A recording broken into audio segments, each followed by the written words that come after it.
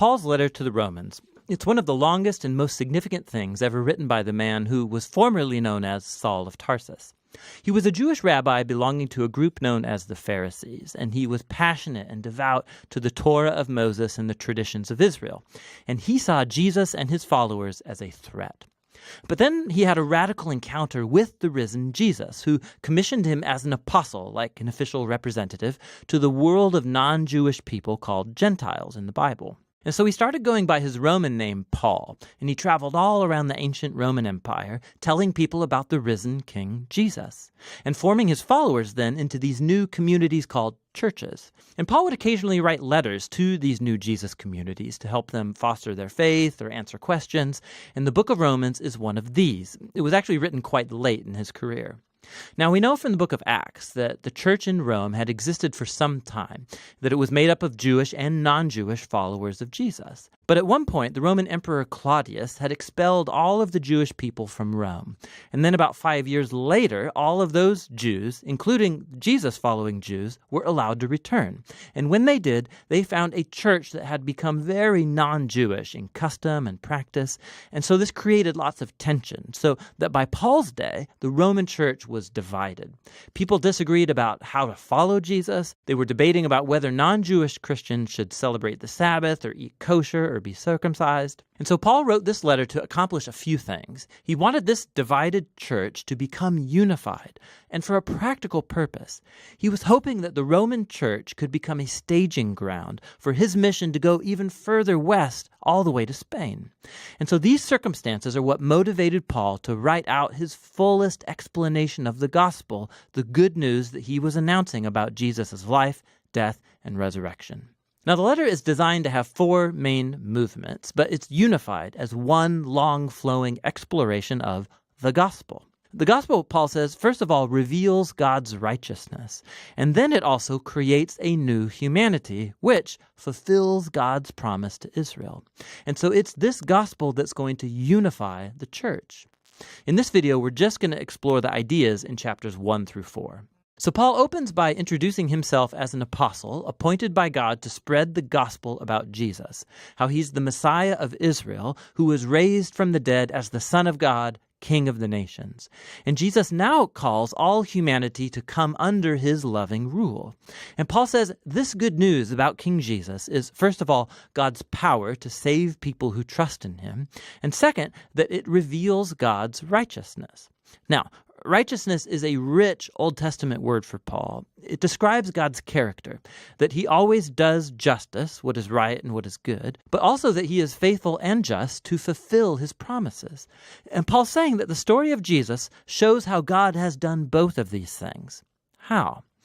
Well, he goes first into a long creative retelling of Genesis chapters 3 through 11. He shows how all the Gentile world, all the nations, have become trapped in the spiral of sin and selfishness. The human heart and mind are broken, Paul says.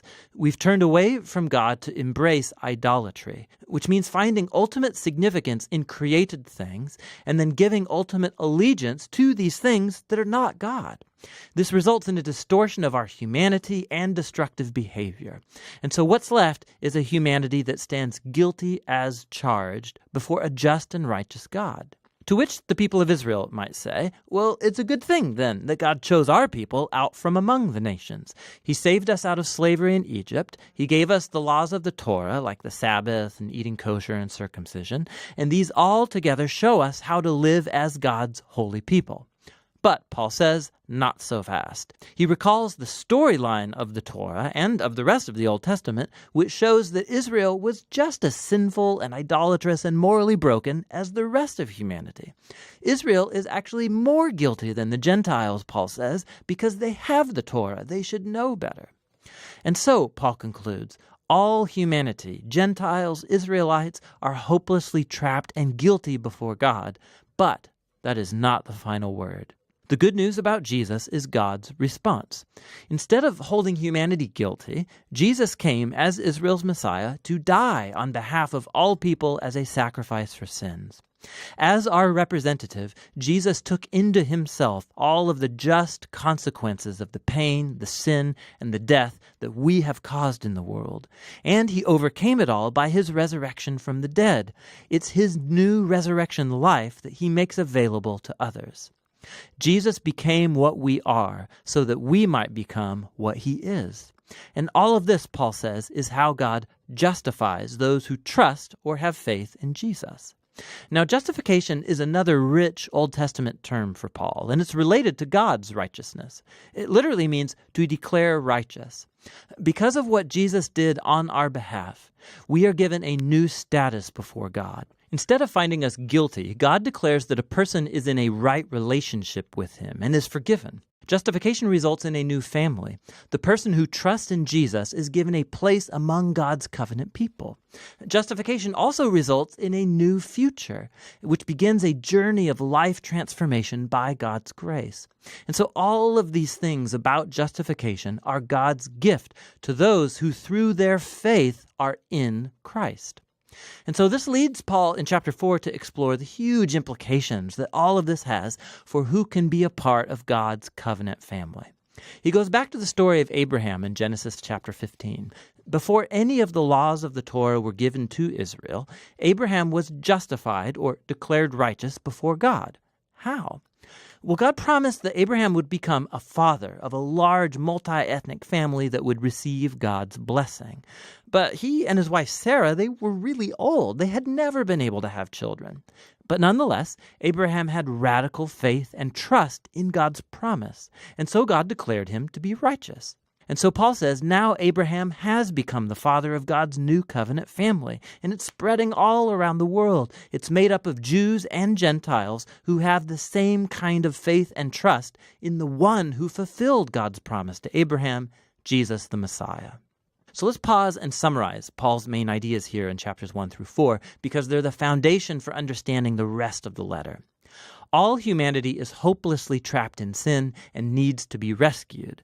That rescue, however, is not going to happen by people trying to obey the laws of the Torah. Rather, God's righteous character has moved him to rescue the world through Jesus' death and resurrection, so that he could create that multi-ethnic family of Abraham based on faith as his own new covenant people. And so Paul's going to go on to show how this new family is a part of something much, much bigger that calls them to a whole new way of life together. But it's all going to be rooted in these core ideas explored in chapters 1 through 4 of Paul's letter to the Romans.